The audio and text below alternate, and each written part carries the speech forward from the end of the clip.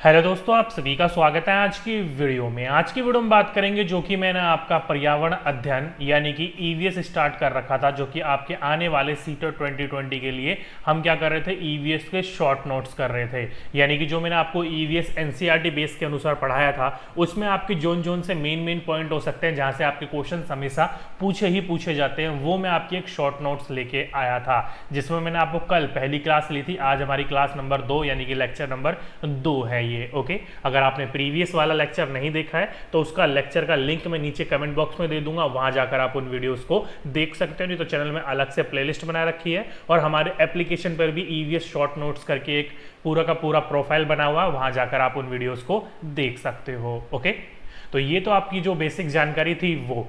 कल कई बच्चों की आप परेशानी हो रही थी कि सर आप केवल हिंदी वाले बच्चों को ही पढ़ाते हो, इंग्लिश वाले बच्चों का ध्यान नहीं देते हो। तो आज जो ये पूरा का पूरा लेक्चर होगा और इसके बाद जो लेक्चर होंगे वो सारे बाइलिंगुअल यानी कि इंग्लिश और हिंदी दोनों में होंगे। और दूसरा, बच्चों को बड़ा शिकायत हो रहा था कि सर आप पेन थोड़ा सा मोटा यानी कि थिक लीजिए, तो आज पेन भी थोड़ा सा हमने थिक लिया है। ओके, तो ये तो कुछ बेसिक जानकारियां। तो हमने कल कौन सा चैप्टर पढ़ लिया था, तो पहला हमने ईवीएस शॉर्ट नोट्स में एक जंतु नाम का चैप्टर है आपका एनिमल्स, वो हमने स्टार्ट कर रखा था। जंतु यानी कि एनिमल, लेकिन आज जो हम करेंगे वो एनिमल यानी कि जंतु का भाग 2 यानी कि पार्ट 2 करेंगे।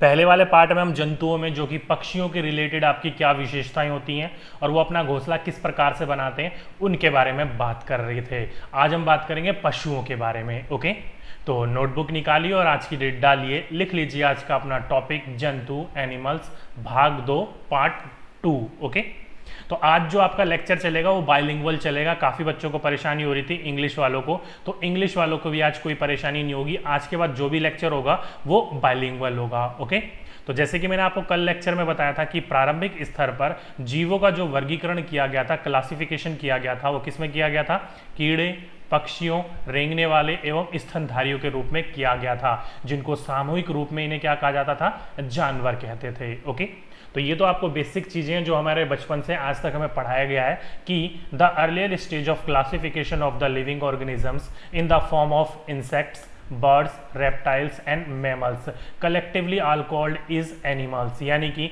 इनको हम एक समूह के रूप में जब लाते हैं तो उनको क्या कहा जाता है, एनिमल्स यानी कि जानवर कहते हैं। जैसे कि आप इमेज में देख रहे हो, जो कि मैंने आपको कल भी इमेज दिखाई थी, एक हाथी एक अलग है, भालू एक अलग है, जिराफ एक अलग है, बाघ एक अलग है। तो इन सभी के ग्रुपों को क्या कहा जाता है, एनिमल्स यानी कि जानवर कहे जाते हैं। ओके, तो लास्ट वाली वीडियोस में हमने जानवरों में यानी कि जंतुओं में पक्षियों के बारे में पढ़ा था। आज हम किसके बारे में पढ़ेंगे, पशुओं के बारे में पढ़ेंगे। कि जैसे कि हाथियों से रिलेटेड क्वेश्चंस पूछ लेते हैं, बाघ से रिलेटेड क्वेश्चंस पूछ लेते हैं, या कई कीड़े हैं उनसे रिलेटेड क्वेश्चंस पूछ लेते हैं, तो उनके बारे में आज हम पढ़ेंगे। तो आज का अपना टॉपिक डाल लीजिए, जानवरों की विशेषता यानी कि कैरेक्टरिस्टिक्स ऑफ एनिमल्स। अब देखिए, इसमें जो जानवरों में है यानी कि जो एनिमल्स में हम जो बात करेंगे, इनकी विशेषताएं बात करेंगे, वो सबसे बात कर लेते हैं हम पहले हाथियों के बारे में। क्यों? क्योंकि एलिफेंट्स के रिलेटेड आपके बहुत बार क्वेश्चन पूछे जा चुके हैं और ये आपका सबसे मोस्ट इंपॉर्टेंट पॉइंट और लेक्चर है इसमें। ओके, तो ध्यान रखिएगा, हाथी जो होते हैं वो झुंड में रहते हैं, यानी कि एलिफेंट्स लिव्स इन हर्ड्स। यानी कहने का मतलब है आपका कि जो भी हमारे हाथी होते हैं, वो देखा होगा आपने, हाथी जो होते हैं हमेशा वो झुंड में रहते हैं। अब ये झुंड कितना लंबा झुंड हो सकता है, तो वो सारी चीजें आज इसमें बात करेंगे। ओके, और एक हाथी जो होता है वो ध्यान रखिएगा एक दिन में, यानी कि एक बड़ा हाथी यानी कि एक लार्ज एलिफेंट जो होगा वो एक दिन में लगभग 100 किलो से ज़्यादा पत्तियां खा लेता है। जैसे कि आप देख सकते हो, एलिफेंट का जो झुंड है वो उसमें से एक जो सबसे बड़ा हाथी यानी कि एक सही आमतौर पर औसत हाथी जो होगा वो एक दिन में कम से कम नहीं तो 100 किलो से ज़्यादा पत्तियां खा लेता है। अगर पूछा जाए तो ध्यान रखिएगा, a large elephant can eat more than 100 kgs of leaves in a day. Next बात करें तो केवल 2 से 4 घंटे सोते हैं। अगर आपसे पूछा जाए कि हाथी कितने घंटे सोते हैं, अधिकतर आपको दे दिया जाएगा 24 घंटे या फिर 10 घंटे या फिर 16 घंटे। लेकिन ध्यान रखिएगा कि हाथी जो होगा वो केवल एक दिन में only takes 2 to 4 hours of sleep, यानी कि एक दिन में वो केवल 2 से 4 घंटे ही सोता है। बहुत इंपॉर्टेंट है, ज़्यादातर आपको ऑप्शन में देखने को मिलेगा 4 आवर्स यानी कि 4 घंटे, 2 घंटे कम देखने को मिलता है, 4 घंटे ज़्यादा देखने को मिलता है। ओके, तो 2 से 4 घंटे ही सोता है एक हाथी दिन भर में। नेक्स्ट है आपका बुजुर्ग हथनी झुंड की नेता होती है, यानी कि जो एल्डरली एलिफेंट होता है ना, वो लीडर होता है अपने ग्रुप का, अपने झुंड का, अपने हर्ड का। अगर पूछा जाए तो ध्यान रखिएगा इस चीज को। ओके, बुजुर्ग हथनी झुंड की नेता होती है। जैसे कि आप देख रहे हो, झुंड में जो सबसे बुजुर्ग हथनी होती है वही पूरे के पूरे ग्रुप का क्या करती है, नेतृत्व करती है। वही सारी की सारी चीजें निर्णय लेती है कि अगर हमें कहाँ रुकना है, कहाँ चलना है और कहाँ आराम करना है। ओके, नेक्स्ट पॉइंट है आपका कि 10 से 12 हाथी व बच्चे एक झुंड में रहते हैं। ध्यान रखिएगा, एक जो हाथी का झुंड होता है ना, उसमें केवल हाथियां और उनके केवल बच्चे होते हैं। और बच्चे भी कौन से होते हैं, ध्यान रखिएगा, वो आपके ज़्यादा उम्र तक नहीं रहते, 14 से 15 साल तक ही रहते हैं। अगर नेक्स्ट पॉइंट पढ़ोगे तो आपको पता चल जाएगा, लेकिन पहले इस पॉइंट्स को ध्यान रखिएगा कि एक हाथी के झुंड में केवल 10 से 12 ही हाथी होते हैं, जिसमें वो और उनके बच्चे होते हैं। कभी भी ध्यान रखिएगा, हाथियों के झुंड में हाथी नहीं होते, हथनियां होती हैं। ओके, इंपॉर्टेंट है, ध्यान रखिएगा इस पॉइंट को। नेक्स्ट पॉइंट है आपका कि हाथी 14 से 15 साल की आयु तक ही झुंड में रहते हैं। इंपॉर्टेंट पॉइंट है, ध्यान रखिएगा। Elephants stay in herds from the age of 14 to 15 years, यानी कि जब तक वो 14 या 15 साल तक होते हैं, जब तक कि वो अपने झुंड में रहते हैं। उसके बाद जो होते हैं वो अपने झुंड से निकलकर चले जाते हैं और अपना खुद का एक झुंड बना लेते हैं। ओके, इसलिए कहा जाता है कि एक हाथी के झुंड में केवल 10 से 12 हाथी और वह उनके बच्चे ही होते हैं, जैसे कि आप एक ग्रुप में देख सकते हो। पूरा का पूरा आपके सामने इमेज दे रखा है।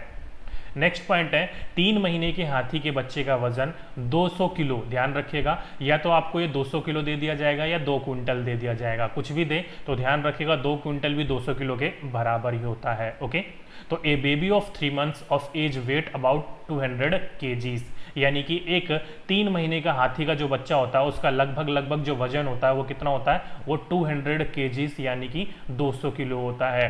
ये आपका क्वेश्चन काफ़ी बार पूछा जा चुका है, ध्यान रखिएगा, बहुत इंपॉर्टेंट क्वेश्चन है ये आपका। ओके, नेक्स्ट है आपका हाथी को केले बहुत पसंद है। ध्यान रखिएगा, हाथी को केले और केले के पत्ते सबसे ज़्यादा पसंद होते हैं खाने में। अगर इंपॉर्टेंट है, क्वेश्चन पूछा जाए कि हाथी को क्या पसंद है, तो ध्यान रखिएगा the elephant likes bananas. Next point है आपका कि हाथी को पसीना नहीं आता है, वह पृथ्वी स्थल के सबसे बड़े स्तनधारी है। ध्यान रखिएगा, सबसे बड़े स्तनधारी की बात करी गई है, मैंने सबसे बड़े मैमल्स की बात करी गई है अर्थ साइड पर। ओके, तो अगर आपसे पूछा जाए कि हाथी को पसीना आता है कि नहीं, तो ध्यान रखिएगा हाथी को पसीना नहीं आता है। वो अपने शरीर को ठंडा करने के लिए क्या करता है, तो वो या तो गीली मट्टियों में लौटता है, यानी कि कीचड़ वाले पानी में लौटता है, या फिर अपने आप को क्या करता है, वो नहलाता रहता है बार बार पानी से। इसलिए कहा जाता है वो अपने शरीर को ठंडा करने के लिए क्या करता है, वो पानी में लौटता है या फिर कीचड़ भरे पानी में लौटता है, जिसके कारण उनके शरीर को ठंडक मिलती है। कई बार आपको ऑप्शन में ये वाला मिल जाता है, तो ध्यान रखिएगा इस बात को। ओके, तो ये मोस्ट इंपॉर्टेंट पॉइंट्स थे आपके एलिफेंट से रिलेटेड। एलिफेंट से रिलेटेड जितने भी पॉइंट हो सकते थे वो सारे के सारे मैंने आपको यहाँ पर बता दिए। इससे बाहर कोई भी पॉइंट आपका एलिफेंट का हाथियों से रिलेटेड आपको नहीं देखने को मिलेगा। ओके, चलिए सेकंड लिख लीजिए, सांपों की विशेषता, कैरेक्टरिस्टिक्स ऑफ स्नेक्स, यानी कि सांपों की विशेषताएं क्या है। तो एनसीईआरटी के द्वारा माना जाए तो भारत में केवल 4 तरीके के जहरीले सांप पाए जाते हैं या होते हैं, यानी कि there are only 4 kinds of poisonous snakes in India. और ये बात जो है वो बिल्कुल सही है। स्नेक्स जो है, सांप जो है भारत में बहुत प्रकार के पाए जाते हैं, लेकिन जो जहरीले होते हैं वो केवल 4 प्रकार के होते हैं। अगर एनसीईआरटी की बात मानी जाए तो वो 4 प्रकार के कौन से हैं। पहला है आपका नाग यानी कि कोबरा, दूसरा आपका कैरट जिसे इंग्लिश में कॉमन कैरट कहा जाता है, तीसरा आपका दोबोई जिसे रसल वाइपर कहा जाता है, और चौथा है आपका अफाई जिसे सो स्केल्ड वाइपर कहा जाता है। जैसे कि आप नीचे इमेज में देख रहे हो, ये आपका नाग यानी कि कोबरा है, ये आपका रसल वाइपर यानी कि दोबोई है, ये है आपका कैरट यानी कि कॉमन कैरट जिसे कहा जाता है, और ये है अफाई जिसे सो स्केल्ड वाइपर कहा जाता है। ओके, तो ये 4 प्रकार के जो सांप है वो हमारे भारत में पाए जाते हैं, जो कि बहुत जहरीले माने जाते हैं। इसमें से जो सबसे जहरीला जो माना जाता है वो भारत के अंदर कोबरा माना जाता है, जिसकी लगभग औसत जो लंबाई देखने को मिलती है वो 13 से 15 फुट देखने को मिलती है। और ये भी कहा जाता है कि इसका एक बार डसने से 4 से 5 हाथियों के बराबर मर सकते हैं, यानी कि इंसान देख लो, अगर ये एक बार डस ले तो आदमी का क्या हाल होगा। ओके, लेकिन ये भी कहा जाता है कि कोबरा जब डसता है ना, वो आपके 100% में से 90% कई बार वो जहर छोड़ता ही नहीं है, क्योंकि उसको अपने जहर की कीमत पता होती है। इसलिए ये थोड़ी बेसिक जानकारियां, आपको इतनी चीज़ें ध्यान रखने की जरूरत नहीं है। बस इतना चीज़ें ध्यान रखिएगा कि भारत में केवल 4 तरीके के जहरीले सांप पाए जाते हैं। और कौन कौन से? तो ये 4 cobra, common krait, Russell viper और सॉ स्केल्ड वाइपर। तो ये 4 प्रकार के जहरीले सांप होते हैं। ओके, इनसे कुछ और महत्वपूर्ण बिंदु होते हैं, चलिए उनको भी देख लेते हैं एक बार। तो पहला पॉइंट है आपका कि सांप काटने की दवा यानी कि जो सीरम बनाया जाता है वो सांप के जहर से बनती है। इंपॉर्टेंट पॉइंट है, ध्यान रखिएगा। Snake bite medicine serum is made from snake venom, यानी कि स्नेक का जो पॉइजन होता है, स्नेक का जो वेनम होता है, सांप का जो जहर होता है, उसी के द्वारा सांप के जहर के काटने की दवा बनती है। जैसे कि आप ये इमेज में देख रहे हो, यहाँ पर एक व्यक्ति जो कि साइंटिस्ट यानी कि जो सांपों को विशेषज्ञ होता है, वो उसका जहर निकालकर उससे क्या बनाता है, वो सीरम बनाता है, जिससे सांप के काटने का इलाज होता है। ओके, नेक्स्ट पॉइंट है आपका, सांप के 2 खोखले दांत होते हैं जिसके द्वारा वह जहर छोड़ता है। जैसे कि आप ये इमेज में देख रहे हो, ऊपर की तरफ से 2 तरफ से धार निकल रही है, ये जहर है। ये ब्लैक मांबा है, इंडिया में नहीं मिलता, लेकिन आपको समझाने के लिए मैंने समझा दे रखा है ये वाला। तो ध्यान रखिएगा, जैसे कि आप ये देख रहे हो, ये 2 खोखले दांत होते हैं सांप के। कई बार आपको इमेज में यानी कि पेपरों में दे दिया जाएगा 4 खोखले दांत होते हैं, नहीं, 2 खोखले दांत होते हैं। और इन्हीं खोखले दांत से जो येलो येलो देख रहे हो आप, ये जहर निकालता है जब ये डसता है। तो ओके, तो ध्यान रखिएगा, a snakes has 2 hollow teeth by which it release venoms। Okay, next point है, सांप के बाहरी कान नहीं होते, वह जमीन पर हुए कंपन को सुनता है। मोस्ट इंपॉर्टेंट पॉइंट है, सांप का जो होता है, सांप हो गया, छिपकली हो गई, मगरमच्छ हो गए, इनके जो बाहरी कान नहीं होते, इनके हल्के से छोटे से छेद होते हैं। उन छेद के द्वारा, वो कान तो होते हैं लेकिन छेद होते हैं, हमारी तरह बाहरी कान नहीं होते। और साथ ही साथ में जो सांप होते हैं वो जमीन पर हुए कंपन को, क्योंकि इनका पूरा का पूरा शरीर जो होता है वो जमीन को टच करता है। ओके, तो वो जो कंपन होता है उसी के द्वारा ये महसूस करते हैं। ओके, इसलिए कहा जाता है the snakes has no external ears but hears the vibration in the ground. Okay, next point है, सांप के दांत नुकीले होते हैं परंतु वह भोजन को चबाता नहीं अपितु निगलता है। आपने देखा भी होगा, जैसे कि आप ये इमेज में देख भी रहे हो, कि कभी भी सांप जो है वो भोजन को चबाता नहीं है, वो पूरा का पूरा उसको निगल जाता है। ओके, क्यों? क्योंकि इसके जो दांत होते हैं वो केवल 2 ही होते हैं, बाकी सारे के सारे जो आपने देखा होगा, एक फॉर एग्जाम्पल अजगर के मुंह में दांत ही दांत होते हैं, लेकिन वो जहरीला नहीं होता, और साथ ही साथ में वो भी अपनी जो खाने की चीजें होती हैं उसको चबाता नहीं है, वो भी निगलता है, स्वेलेट करता है। ओके, अगर आपसे पूछा जाए तो ध्यान रखिएगा इस बात को। ओके, तो इस तरह की यानी कि सांप से संबंधित जितने भी पॉइंट हो सकते थे आपको, वो मैंने आपको अच्छी तरीके से इमेज वाइज और आपको लिख कर भी अच्छी तरीके से समझा दिया गया है। ओके, तो ये इंपॉर्टेंट फैक्ट थे आपके सांप से रिलेटेड। और ध्यान रखिएगा, वीडियो के एंड में मैंने आपको जैसे कल महत्वपूर्ण बिंदु इंपॉर्टेंट फैक्ट्स दे रखे थे, वैसे ही आज भी दे रखे हैं, तो उनको जरूर देखिएगा, क्योंकि वहां से क्वेश्चन आपके कई बार पूछ लिए जाते हैं। चलिए नेक्स्ट एनिमल की ओर चलते हैं। नेक्स्ट है थर्ड, गिलहरी की विशेषता यानी कैरेक्टरिस्टिक्स ऑफ स्क्वेरिल। ये वाला क्वेश्चन जो है स्क्वेरिल यानी कि गिलहरी का जो क्वेश्चन है वो काफ़ी बार पूछा जा चुका है। क्यों?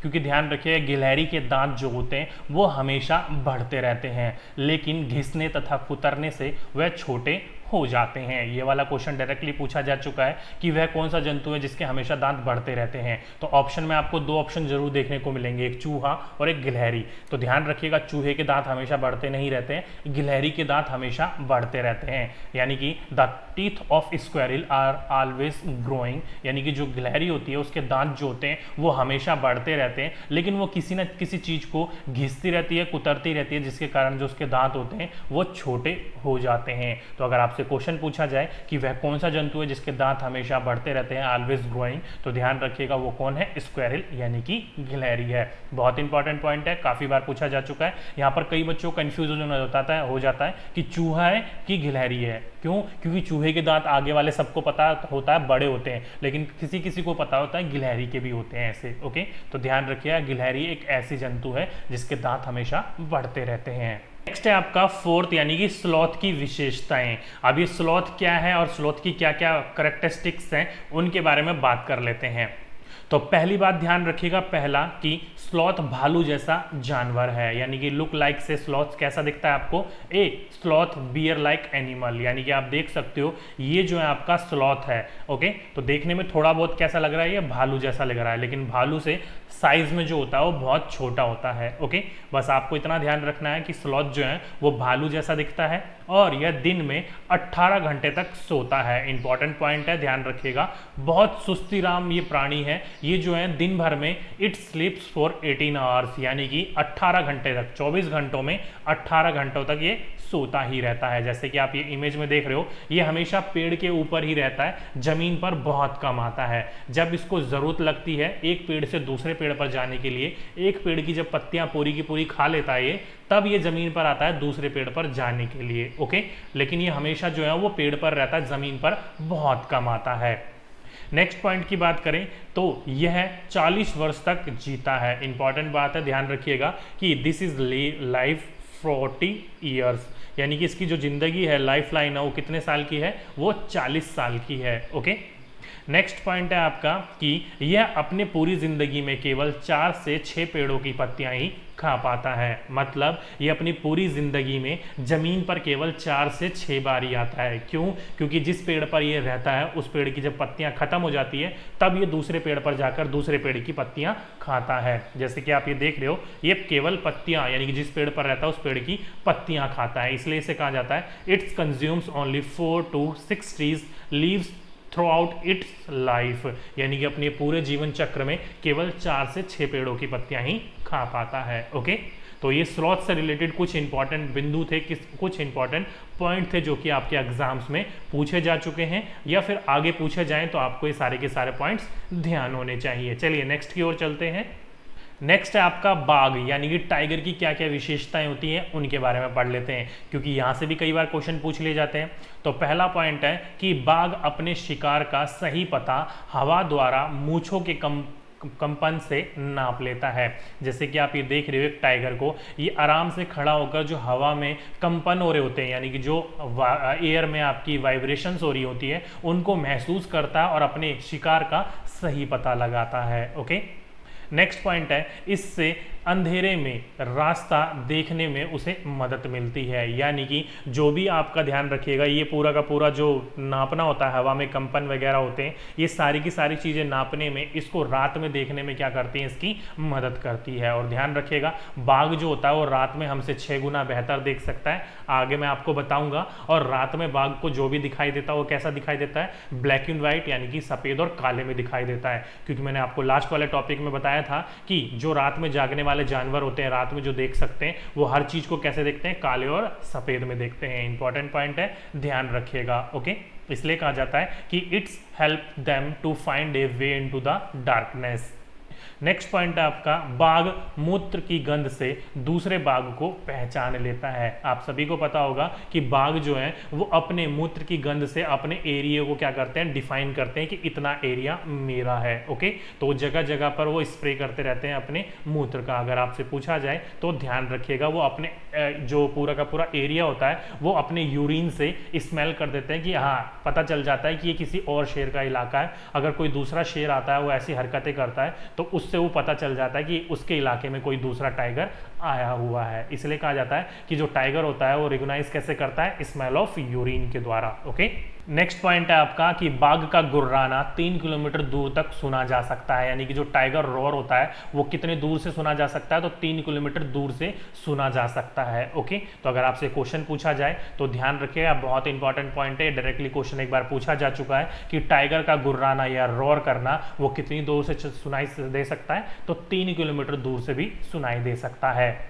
नेक्स्ट है, बाघ अंधेरे में हमसे 6 गुना बेहतर देख सकता है। जैसे कि मैंने आपको अभी बताया था कि टाइगर जो है रात में हर चीज को कैसा देखता है, काले और सफेद में देखता है। जैसे कि आप इमेज में देख रहे हो, थर्मल इमेज आपके सामने है। इसलिए कहा जाता है कि tiger can see 6 time better than us in darkness. लेकिन सारी की सारी चीज़ें जो होती हैं वो कैसी दिखाई देती हैं, वो ब्लैक एंड व्हाइट में दिखाई देती हैं। तो ये दोनों के दोनों इंपॉर्टेंट क्वेश्चन है, दोनों के दोनों क्वेश्चन पूछे जा चुके हैं कि 3 किलोमीटर दूर से किसकी आवाज़ सुनाई दे सकती है, तो वो टाइगर यानी कि बाघ की गुर्राने की आवाज़, रोर की आवाज़ सुनाई दे सकती है। और साथ ही साथ में बाघ एक ऐसा प्राणी है जो हमसे यानी कि मनुष्य से 6 गुना बेहतर देख सकता है अंधेरे में। ओके, तो ये कुछ इंपॉर्टेंट महत्वपूर्ण बिंदु थे बाघ के बारे में, टाइगर के बारे में। नेक्स्ट लिख लीजिए 6, जो कि आपके रेशम की कीट की विशेषता, यानी कि जो सिल्क वर्म होता है उसकी क्या क्या विशेषताएं होती है। ये भी डायरेक्टली क्वेश्चन कई बार पूछा जा चुका है कि रेशम का कीट जो होता है वो अपनी मादा को कई किलोमीटर दूर से पहचान लेता है। इंपॉर्टेंट पॉइंट है, ध्यान रखिएगा। The silk worm recognise its female from several kilometre away, यानी कि कई किलोमीटर दूर से ही वो पहचान लेता है अपनी मादा को। तो डायरेक्टली ये क्वेश्चन पूछा जा चुका है कि वह कीड़ा या वह कीट कौन सा है जो अपनी मादा को कई किलोमीटर दूर से पहले पहचान लेता है। तो ध्यान रखिएगा, वो सिल्क वर्म जो होता है, रेशम का कीट जो होता है, वो कई किलोमीटर दूर से ही अपनी मादा को पहचान सकता है। ओके, मोस्ट इंपॉर्टेंट क्वेश्चन है, कई बार ये आपका ऐसे ही पूछा जा चुका है, तो ध्यान रखिएगा। ओके, तो ये आपके कुछ इंपॉर्टेंट बिंदु थे, आपके कुछ महत्वपूर्ण पशुओं से रिलेटेड, कुछ कीटों से रिलेटेड, जो आपके बार बार एग्जाम्स में क्वेश्चंस पूछे जाते हैं। और जैसे कि मैंने आपको बोला, इंपॉर्टेंट बिंदु कराने के बाद लास्ट में मैंने आपको कुछ इंपॉर्टेंट फैक्ट्स दे रखे हैं, महत्वपूर्ण बिंदु दे रखे हैं। चलिए उनके बारे में एक बार बात कर लेते हैं, कौन कौन से इंपॉर्टेंट पॉइंट्स हैं। तो लिख लीजिए अपना महत्वपूर्ण बिंदु यानी कि इंपॉर्टेंट फैक्ट्स। तो इसमें जो पहला पॉइंट आ जाता है वो आ जाता है आपका कि कान सुनने में मदद करते हैं। ये तो आप सभी को पता है कि कानों का साइज जितना बड़ा होगा उतना उसको सुनने में मदद मिलेगी। लेकिन साथ ही साथ में इस बात को ध्यान रखिएगा, पक्षी, मेंढक, छिपकली और मगरमच्छ, इनके भी कान होते हैं लेकिन दिखाई नहीं पड़ते। इनके कान जैसे कैसे होते हैं, छोटे से होल की तरह होते हैं, छेद की तरह होते हैं। ओके, तो अगर आपसे पूछा जाए तो ध्यान रखिएगा, पक्षी, मेंढक, छिपकली, मगरमच्छ, इनके भी कान होते हैं लेकिन बाहरी कान नहीं होते इनके, एक बिल्कुल छोटे से होल की तरह होते हैं, एक छेद की तरह होते हैं। ओके, किस किस के, तो ध्यान रखिएगा, birds, frog, lizard and crocodiles have ears but they do not appear to have holes like ears. Okay, यानी कि इनके जो कान होते हैं वो एकदम छोटे छेद की तरह होते हैं, बाहरी कान इनके नहीं होते, एक्सटर्नल एयर्स इनके नहीं होते हैं। ओके, नेक्स्ट पॉइंट है आपका कि अंडा देने वाले जीव अंडज्य कहलाते हैं। ध्यान रखिएगा, जो अंडे देते हैं वो क्या कहलाते हैं, एग लेयरिंग एनिमल कहलाते हैं। और साथ ही साथ में जैसे मछली, मेंढक, सरीसृप और पक्षी, इन जीवों के कान दिखाई नहीं देते, जो कि मैंने अभी आपको बताया, इनके कान कैसे होते हैं, एक छोटे छेद की तरह होते हैं। तो इनके कान दिखाई नहीं पड़ते और शरीर पर बाल नहीं होते।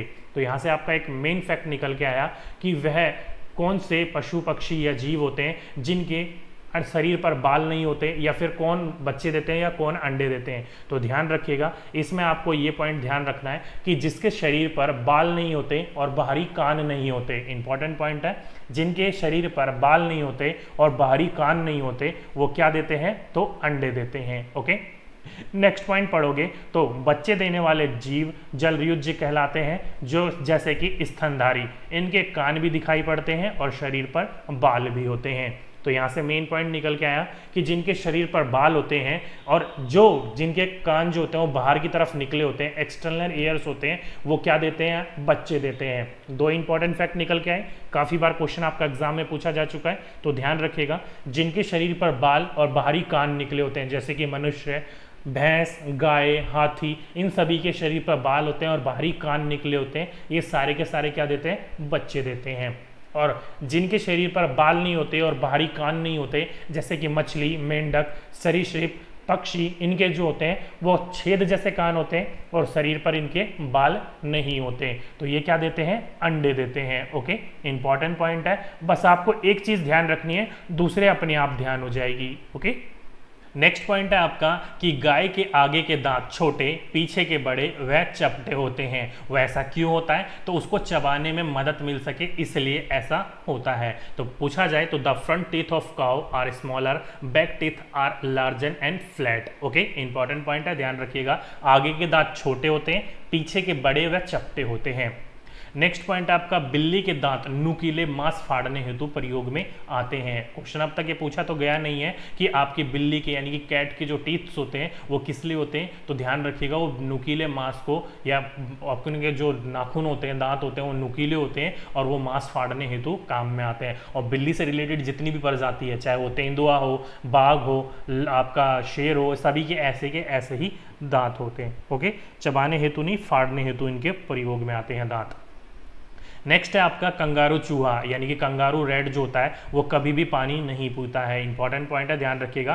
Kangaroo rat never drink water. Okay, important point है, इनको कभी भी पानी पीने की आवश्यकता नहीं होती है। ये कैसे होते हैं चूहे? तो इनके लेयर जैसे शरीर पर होती है, मोटी खाल जैसी, और आगे की तरफ चोंच से निकली होती है, सूंड से निकली होती है। उसको क्या कहा जाता है? कंगारू चूहा कहा जाता है। तो ये कभी भी पानी नहीं पीता है। ओके, नेक्स्ट पॉइंट है छिपकली, मेंढक, सर्प यानी कि सांप जो होते हैं वो सर्दियों से बचने हेतु शीत निंद्रा में चले जाते हैं। इंपॉर्टेंट पॉइंट है, किस में चले जाते हैं? हिबरनेशन में चले जाते हैं। कौन कौन से? लिजार्ड, फ्रॉग और स्नेक्स। किससे बचने के लिए? तो कोल्ड से बचने के लिए, सर्दियों से बचने के लिए। इंपॉर्टेंट पॉइंट है, ध्यान रखिएगा। कभी भी छिपकली, मेंढक और सांप जो होते हैं वो सर्दियों में नहीं दिखाई देते हैं। ओके, नेक्स्ट पॉइंट है आपका गाय 4 घंटे, अजगर 18 घंटे, जिराफ 2 घंटे, बिल्ली 12 घंटे, हाथी 4 घंटे तथा शेर 8 घंटे सोते हैं। अगर आपसे पूछा जाए तो इंपॉर्टेंट पॉइंट है, जितने भी जानवर आपसे पूछे जा सकते हैं, अधिकतर आपका जो पूछा गया है वो अब तक